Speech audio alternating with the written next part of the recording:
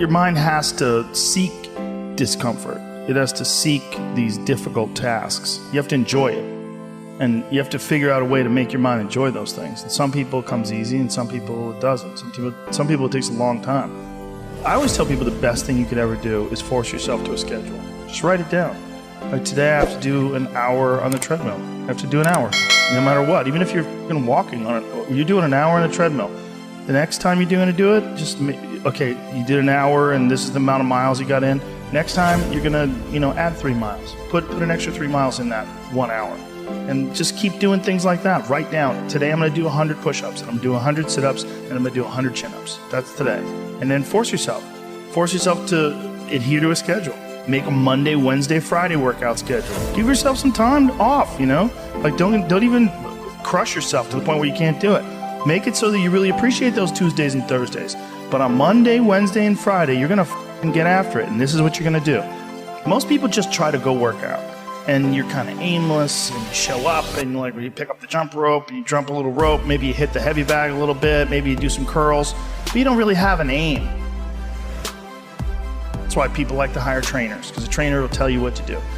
Well, you can tell yourself what to do.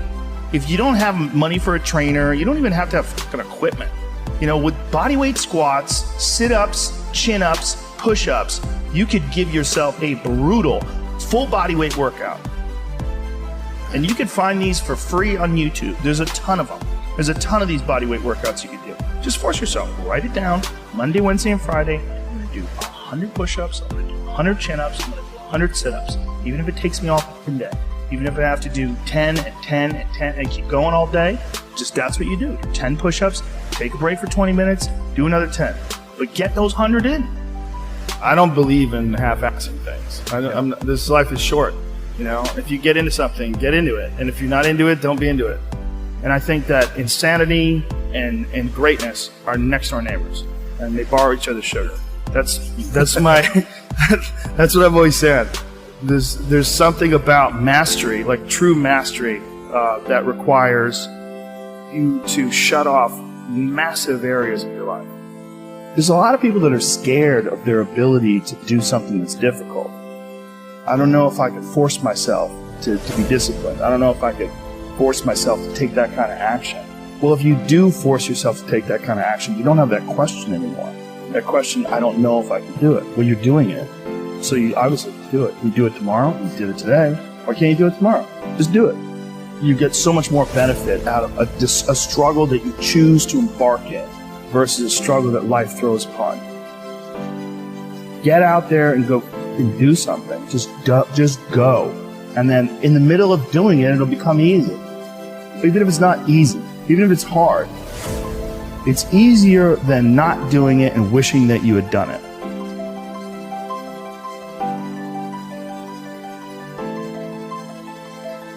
Oftentimes people confuse discipline with focus. And this is why that's important. There are things that some people can excel at because they're focused on them and because they're drawn to it and they have an incredible passion for it. Versus, like, you tell a guy, like, hey, you're going to study to be an electrical engineer. And it's like, I don't want to be an electrical engineer. Well, you got to have discipline. And so they don't have the drive and they don't get excited about it and they don't do. But if you tell that guy, whatever, you're going to be a golfer, and he loves golf and he's practicing every day and he becomes a professional golfer. And you say, well, I thought that guy didn't have any discipline. Well, it's not that he didn't have any discipline. He's just not interested in that other thing. I was never a disciplined kid, but I would find things that I loved and I was obsessed. And I always felt embarrassed by it because people would say, oh, your son, like to my mom, your son is so disciplined. And she'd be like, my son's crazy. Like, he's not disciplined. He finds these things and that's all he does all day long. Like, it's not really discipline because he doesn't clean his room.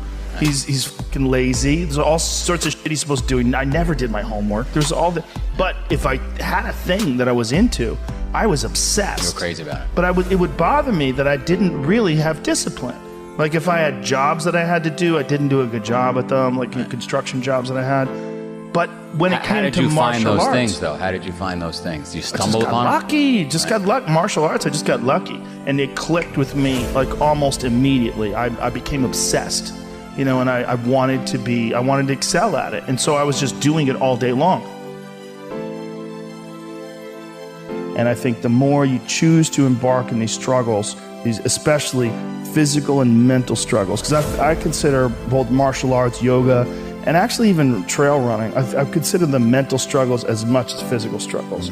Like, because I could stop anytime I want. I'm halfway up the hill, I can go, fuck this, so I'm walking the rest of the way. Yep. Call my dog over, put him on the leash. I'm like, we're walking, buddy. But, or you could say, no, this is what I'm doing today. I have a very clear plan in front of me. My plan is we're doing 4 miles today. This is where we start. This is where we end. This is what we're doing.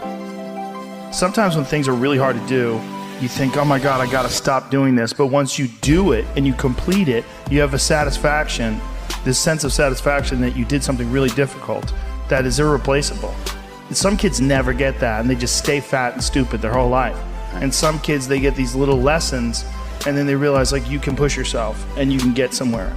Some kids get real lucky and they get involved in sports or martial arts early, and one of the best benefits of sports is you realize that through hard work you get improvement, through improvement you get success, through success you get that big dopamine rush, you get that good feeling, you get confidence, you get this knowledge. You get the girl. Yeah, you get, sometimes, I didn't, but you get this knowledge that you can do something that's difficult and you can overcome, even though it feels like you can't.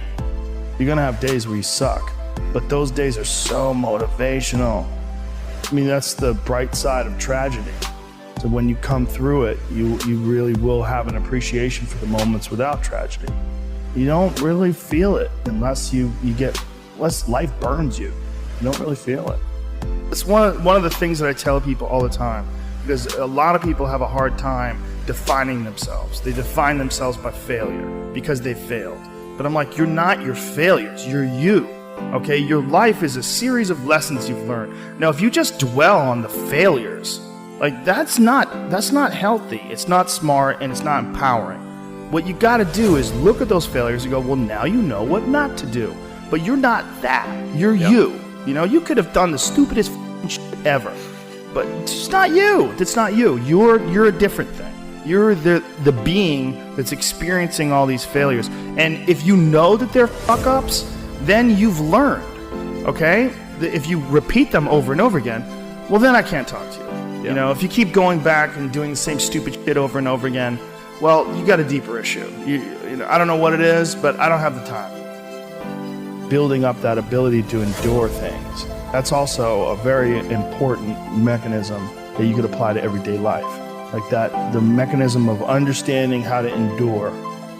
Like Jocko Willink's perfect example. He has that thing on his, if you go to his Instagram page, almost every other photo is a watch. And it's a watch that says 4:30 in the morning, because that's when he gets up and he works out. And he earns the sunset.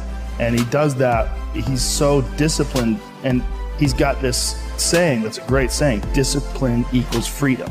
And it's true, because he's able to force himself to do that every single time. There's no excuses. There's no breaks. There's no days off. It doesn't happen. So because of that, you're not scared. You know that you can keep doing it. You know that you can continue to perform. There's a lot of people just running from discomfort. They're running from it. They're just avoiding it. It's so easy to. And if you get distracted for a second, you're like, let me check my phone. You just start going through your phone and looking at bullshit, and you're just distracting yourself from the tiniest frustration of boredom. Just the little, we don't get bored anymore. Or if we get bored for these tiny amounts of time, then you get distracted. So your distraction is eliminating your boredom. But the problem with that is there's certain thoughts that only come to you when you're thinking, when you don't have any input coming in. When we're constantly looking at our phones, the only input you're getting is input from other people. And sometimes that's good. Sometimes you get good stuff out of that. But it's like a diet of only fruit. Don't think that you're that person that made those mistakes. You're the person who's learned, and to have that attitude is a really important thing. And to not say, why am I doing this now? I could have been doing this my whole life.